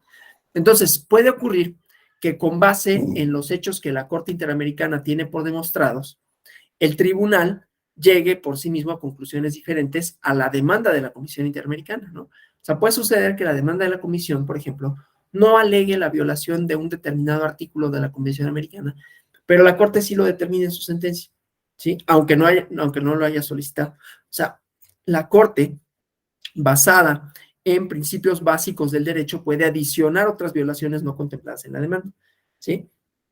Y la base es esta idea de dame los hechos y yo te daré el derecho, ¿no? El juez, el conocido principio, un latinajo ahí raro de iura movit curiae o algo así, ¿no? Pero bueno, en todo caso, la parte más valorativa y creativa de la sentencia de la Corte Interamericana es esta, ¿no? En donde se hacen las mayores apreciaciones jurídicas, donde retoma los hechos probados, los relaciona con los hechos violados, pero sobre todo explica y analiza esta, a mí no me gusta decir ecuación, pero bueno, vamos a decir ecuación de hechos, ¿no? Y derechos, ¿no? Es precisamente en esta parte donde se produce la jurisprudencia de la Corte, que no es otra cosa que las valoraciones jurídicas a partir del más noble propósito, digamos, del tribunal, que es la interpretación del derecho, y que en materia de derechos humanos se basa en el principio de interpretación y aplicación de la norma más favorable a la persona humana, ¿no? El principio pro homine, el principio persona humana. Entonces, bueno, en este capítulo, para el caso de los niños de la calle, la Corte resume o resumía los argumentos de las partes en el proceso. La Comisión Interamericana como parte denunciante, el Estado demandado y las víctimas, y hace sus propias consideraciones y conclusiones de derecho. Todavía operaba de esa manera, ¿no? Pero, como decía, en esta idea de simplificación de las sentencias, posteriormente, la Corte Interamericana eliminó los argumentos de las partes y únicamente indican consideraciones y valoraciones del tribunal. En todo caso, este apartado que estamos viendo, ¿no? Sigue siendo la parte fundamental de las sentencias de la Corte Interamericana. Es donde inicia su razonamiento, ¿no? Transcribe el acuerdo de la Comisión Americana de Derechos Humanos que analiza como violado o no, analiza todos los elementos de ese artículo, ¿no? Con base en criterios previamente desarrollados por su propia jurisprudencia, para explicar en qué consiste ese derecho, ¿sí? O puede en ese momento llegar a conclusiones diferentes o más amplias, que puede ser el cambio de jurisprudencia, ¿no? Para lo cual siempre cita sus fallos anteriores. Posteriormente, hace las reflexiones jurídicas necesarias para finalizar con la conclusión de si se violó o no el derecho analizado. Es en este apartado, ¿no? Donde la Corte realiza las valoraciones jurídicas, como decía, más creativas, porque incorpora, en el caso de los niños de la calle, ¿no? Como parte de su jurisprudencia, la doctrina del proyecto de vida digna, ¿no? En este caso, los niños de la calle. Como decía, no nada más es resolver en el vacío. Por eso digo, resolver de conformidad con circunstancias, resolver de conformidad con momentos y problemas específicos, ¿no? Y crea, inclusive, en este caso, la doctrina del proyecto de la vida digna, ¿no? Entonces, en ese momento, la Corte desarrolló el derecho a la vida de una manera amplia. No se limitó a sostener que el derecho a la vida lo viola un Estado cuando algunos funcionarios o agentes dan muerte a una persona, sino que generó un argumento, ¿no? Prestacional del Estado como condición para garantizar la vida de una persona más allá del existir, respirar, sobrevivir, ¿no? Dice, por ejemplo, ¿no? Voy a leer. El derecho a la vida es un derecho humano fundamental, cuyo goce es un prerequisito para el disfrute de todos los demás derechos humanos. De no ser respetado, todos los derechos carecen de sentido. En razón del carácter fundamental del derecho a la vida, no son admisibles enfoques restrictivos del mismo. En esencia, el derecho fundamental a la vida comprende no solo el derecho de todo ser humano de no ser privado de la vida arbitrariamente, sino también derechos a que no se le impide el acceso a las condiciones que le garanticen una existencia digna. Los estados tienen la obligación de garantizar la creación de las condiciones que se requieran para que no se produzcan violaciones de ese derecho básico y, en particular, el deber de impedir que sus agentes atenten contra él. ¿Sí? Debido a esta amplitud, a su claridad, pues habrá que ver lo que algunos jueces adicionaron, pero básicamente es esa parte, ¿no? Entonces, en el caso de los niños de la calle, la Corte Interamericana, a partir de los hechos demostrados, consideró que el Estado de Guatemala había violado derechos humanos establecidos en la Comisión Americana sobre Derechos Humanos. El artículo 7, el derecho a la libertad personal, en perjuicio de determinadas personas. El artículo 4, derecho a la vida, ¿no? Y que además, con base en se desarrolló la jurisprudencia sobre el proyecto de vida digna de los niños de la calle. ¿Sí? El artículo 5, relativo a la integridad de las personas, ¿no? Y en este apartado, además, la Corte amplió jurisprudencia sobre la tortura, ¿no? Que también sufren los ascendentes de hijos desaparecidos, ¿no? Y torturados como víctimas directas, ¿no? El artículo 19, los derechos del niño, porque omitió el Estado la adopción de medidas adecuadas de prevención y protección en favor de otros niños, ¿no? Y bueno, entonces, si bien en este caso, ¿no? Considera tanto la Convención Americana como distintos otros instrumentos internacionales, ¿no? Para ampliar los estándares, ¿no? De universalidad relativos a la materia de los derechos del niño, ¿sí? Forman parte de un muy comprensivo corpus juris, ¿no? Internacional de protección que le sirve a la Corte para fijar el contenido y los alcances de la disposición, porque ya les había dicho, ¿no? Que el artículo 19 lo define de manera muy escueta y entonces amplía en esta, me interesa, esta sentencia tiene como efectos didácticos interesantes, ¿no? Para efectos de cómo se argumenta, qué se valora, cómo se tienen por probados determinados hechos, sobre todo, además, desarrollando un concepto jurisprudencial, ¿no? Una doctrina que no está explicitada y ampliando los alcances de un artículo con relación a un sistema, ¿no? Una interpretación que podemos decir así, sistemática, funcional, con relación a un artículo plasmado en la convención, pero que se robustece con otro cuerpo legal, ¿no? Entonces, bueno, aunque la Corte no puede declarar violaciones a los artículos de tratados de Naciones Unidas, sí puede tomar prestado el contenido de esos tratados, ¿no? Para ampliar, para interpretar artículos de la Convención Americana con base en ese artículo especializado, ¿sí? Entonces, bueno, viene posteriormente la parte final o resolutiva de la sentencia, en donde finaliza con lo que se conoce como parte resolutiva o el por tanto, ¿no? Que es lo primero que normalmente leemos en una sentencia, ¿sí? El resultado. De alguna manera es una forma de, cuando lo hacemos, ¿no? Pues evitamos como la ansiedad, ¿no? Estamos a la espera de una sentencia, vemos qué fue y luego vemos por qué, ¿no?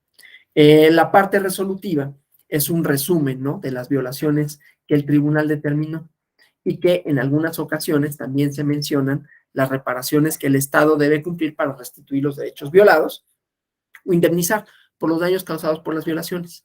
En el caso de los niños de la calle, debido a la complejidad del caso, la Corte se separó, en su sentencia de fondo, a la sentencia de reparaciones, ¿no? Entonces, en la parte resolutiva, declaró dejar abierto el proceso para iniciar una etapa posterior de reparaciones, lo cual implicó otra fase de escritos, ¿no? En donde las partes solicitaron reparaciones y se ofrecieron pruebas de los daños ocasionados a las víctimas y familiares. La parte resolutiva de una sentencia de la Corte Interamericana siempre indica si cada uno de los acuerdos adoptados fueron tomados por unanimidad o no.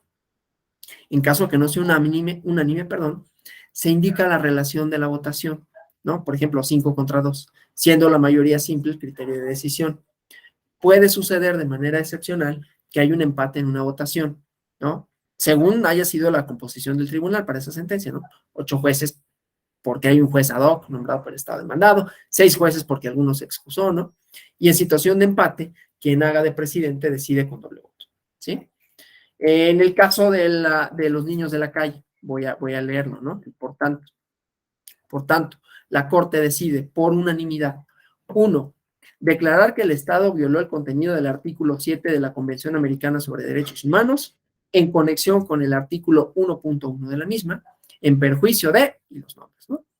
Declarar, 2, declarar que el Estado violó el contenido 4 de la Convención Americana sobre Derechos Humanos en conexión con el artículo 1.1 de la misma, en perjuicio de, y los nombres, ¿no? Declarar que el Estado violó el artículo 5.1 y 5.2 de la Comisión Americana sobre Derechos Humanos en conexión con el artículo 1.1 de la misma, en perjuicio de, lo mismo, ¿no?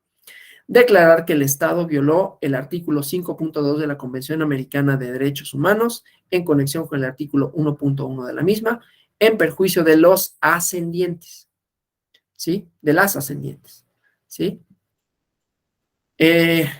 Declarar, 5, que el Estado violó el artículo 19 de la Convención Americana sobre Derechos Humanos en conexión con el artículo 1.1 de la misma, en perjuicio de, y los nombres. Bueno, y así sucesivamente, ¿sí? Y después de estas determinaciones, ¿no? Dice el punto 9, abrir la etapa de reparaciones y costas y comisionar al presidente para que adopte las medidas procedimentales correspondientes. Y viene después como parte de la formalidad, ¿no? De la legitimidad de la sentencia de la Corte Interamericana, pues un requisito indispensable es que todos los jueces, juezas que participaron en las audiencias, en el conocimiento integral del caso, en las deliberaciones privadas para su discusión y redacción, firmen la sentencia, ¿no? Después de las firmas, tanto el presidente del tribunal como el secretario suscriben el ejecútese, ¿no? Que es una forma de señalar el punto final del proceso y que con ello inicia la diligencia de notificación a las partes. Estado demandado, en este caso condenado, a la Comisión Interamericana y cuando procede las víctimas del caso, si participaron en el proceso de manera independiente a la comisión. Es a partir del día siguiente de la notificación formal a las partes del fallo que empiezan a correr los pasos de cumplimiento de las obligaciones a cargo del Estado, o para que cualquiera de las partes pueda ejercer el único recurso legal que la Convención Americana permite contra una sentencia de la Corte Interamericana, que es el recurso de interpretación. No es un recurso de apelación, ¿no? Se dice que las sentencias de la Corte Interamericana son inapelables. La interpretación, como ya les comenté, el recurso de interpretación, es para aclarar algún párrafo, algún concepto que alguna de las partes considerara necesario especificar o ampliar para su mejor comprensión, pero que no modifica la parte sustantiva o resolutiva de la sentencia, que se mantiene incólume, ¿no? La fecha de la sentencia, desde luego, ¿no? La formalidad, un requisito de legitimidad, indicar la fecha en que se emitió y que se suscribió la sentencia de la Corte Interamericana. Además de la legitimidad, pues se usa como un referente cuando es necesario citarla oficialmente, ¿no? Y para efectos del recurso de interpretación o del cumplimiento de la sentencia no tiene relevancia, ¿no? Bueno, porque lo que importa es la fecha en todo caso de notificación de las partes. Hay votos separados, ¿no? Ustedes saben también la mecánica de la dialéctica, o sí, de dialéctica o dialogismo de las cortes, ¿no? Hay sentencias que, si bien la única sentencia que genera obligaciones para el Estado es la sentencia de fondo votada por unanimidad o por mayoría de votos, es la sentencia válida, legítima y exigible, es la única que genera jurisprudencia, pero puede haber jueces, ¿no?, que estén en desacuerdo total o parcialmente con los puntos resolutivos del fallo. Eso tiene implicaciones lógicas, ¿no? Porque entonces eso quiere decir que la lógica es una metodología que no es como la matemática. Ya lo han visto, ¿no? En algunos casos, porque son proposiciones lingüísticas y porque nunca deja de haber elementos valorativos que no son meramente de premisas y de conclusiones a las que todos podríamos arribar. Es la pretensión, en principio, ¿no?, de contar con una metodología que prescindiese del elemento subjetivo, pero nunca es así, porque otra vez, pues es que estamos valorando circunstancias, estamos valorando de acuerdo con estándares. Y esos estándares varían por escuela judicial, ¿no? escuela judicial no me refiero a la EGE, me refiero a las tradiciones académicas de cada juez que pueden vislumbrarse a veces en sus criterios, ¿no? En la formación de los mismos. Puede tener que ver con su formación, digamos, político, no digo que militantes de partido político, ¿no? Sino de cómo vislumbran ciertas relaciones políticas, ¿no? En Estados Unidos no tienen empacho, aquí sí, son muy reticentes a hacerlo, pero no tienen empacho en decir a jueces conservadores y liberales, sin que esto implique hacer eco de ningún discurso de ningún político mexicano, ¿no? Así lo clasifican, ¿sí? Inclusive una composición conservadora, como es en el caso de la Corte de Estados Unidos actual, pues tiene efectos para la formación de criterios. El Wade versus Roe, ¿no? Del derecho al aborto ahora proscrito, ¿sí? Entonces, importa, ¿sí? Importa, y aquí vamos a ver que entonces las posiciones no nada más son referidas a una metodología, sino que tienen que ver con otra serie de compromisos epistemológicos, de compromisos de valoración que, aunque puedan estar reforzados por un argumento sustentado en una serie de criterios y una serie de razones, no son siempre invariables, ¿no? Si uno hace una ecuación, siempre va a llegar al mismo resultado. Si la haces bien, ¿no? A menos que sea irresoluble, pero ese es otro tema. Pero siempre es un resultado cierto, ¿no? Una sentencia no es así. Entonces, bueno, esto solo para decir que puede haber conclusiones distintas, ¿sí?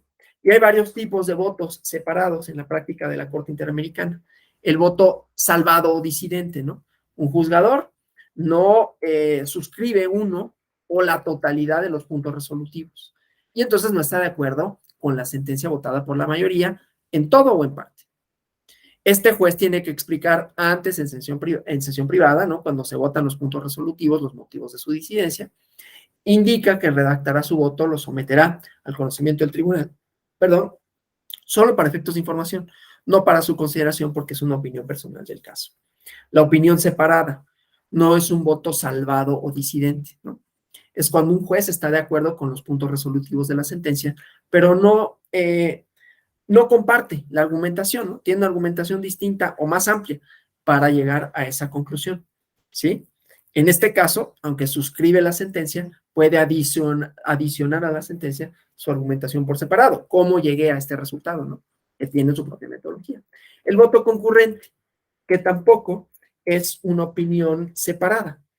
Un juez está de acuerdo en los resolutivos con la argumentación, pero desea ampliar los argumentos, las razones que justifican su voto. Entonces opta por hacer una explicación paralela, no discordante, ¿sí? Hubo un par de jueces, en el caso de los niños de la calle, que hicieron un voto concurrente, conjunto. Y finalmente los idiomas, ¿no? Los idiomas oficiales. La sentencia de la Corte Interamericana se redacta en el mismo idioma de trabajo seleccionado para el conocimiento del caso, ¿no? La práctica es que el idioma de trabajo sea el idioma oficial del estado demandado, ya que la mayoría de los documentos, prueba, testimonios son en esta lengua, ¿no? No obstante, la notificación oficial, la Secretaría de la Corte Interamericana ordena la traducción en otro de los idiomas oficiales de la OEA, ¿no? Puede ser inglés, francés, español, portugués. En la sentencia se indica que todos los idiomas utilizados en el que hace fe, ¿no? En el caso de los niños de la calle fue redactado en español, en inglés, haciendo fe el texto en español, ¿no? Entonces, bueno, eso con relación a estos contenidos, las premisas, ¿no? Y los tipos de votación. Hasta aquí yo, pero obviamente no sé si tengan preguntas, comentarios que formular con relación a esto.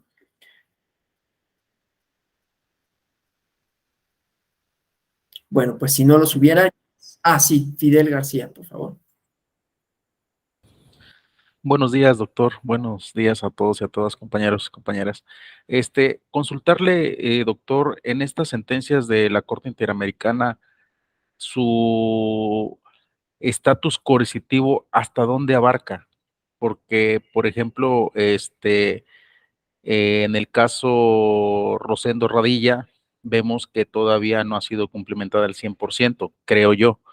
Entonces, ¿hasta dónde de cierta manera la Corte puede vincular al Estado ¿sí? Para que sus sentencias, pues, efectivamente sean cumplidas a como lo mandataron.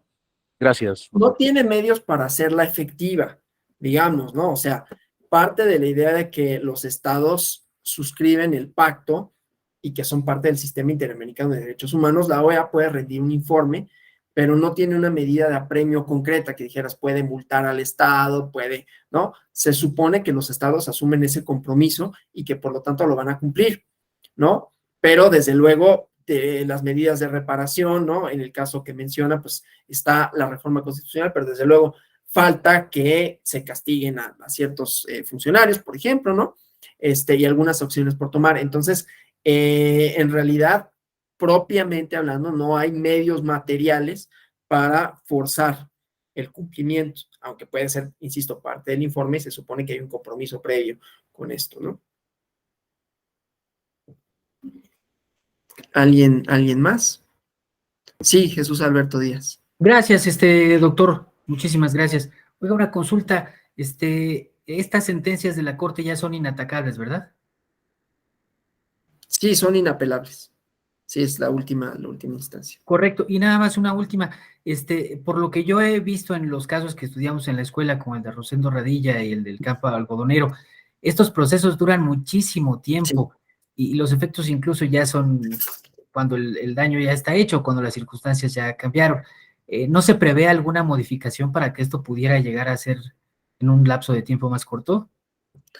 Pues no, lo que pasa es que hay muchas restricciones. Pasa con todos los tribunales de derechos humanos, ¿eh? También para el Tribunal Europeo es muy difícil llegar a la jurisdicción, primero por el agotamiento de los recursos internos y luego porque, pues vimos, tienen poco presupuesto, ¿no? Se reúnen pocas veces, y hay muchos casos.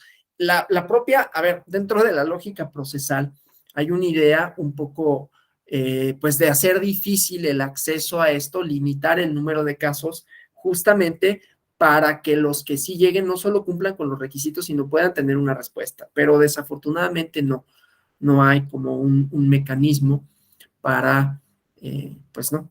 Ahora, en el informe ya vimos, ¿no? Que la demanda la presenta la Comisión Interamericana. Puede haber algunas medidas que puedan, digamos, como de tipo medidas cautelares, ¿no? Para cuidar, si es que es el caso, porque efectivamente el pues, caso algodonero, el caso Rosendo Radilla, pues ya se habían cometido las violaciones, ¿no? Normalmente ya se cometen, pero estas pueden subsistir o ser como no solo que hayan consistido en la privación de la vida, que eso es algo que se ejecuta una vez y para siempre, sino que sean continuadas. En el caso de que sean continuadas, pues se podrán dictar algunas medidas para proteger la situación de la persona de que se trata, ¿no? Pero sería la única forma. Muchas gracias. No, gracias a usted. Bueno, si no hubiera más preguntas, comentarios, yo les agradezco, como siempre, ¿no? Por su asistencia, por sus preguntas, por su participación, esperando, ¿no? Nuevamente, como siempre, que haya sido de su interés, que haya respondido como sus inquietudes con relación a esto, y pues que este diplomado le siga siendo enriquecedor, así como las demás actividades de la Escuela Judicial Electoral. De mi parte es todo. Bueno, nuevamente, muchas gracias y hasta la próxima. Gracias. Gracias. Muchas gracias.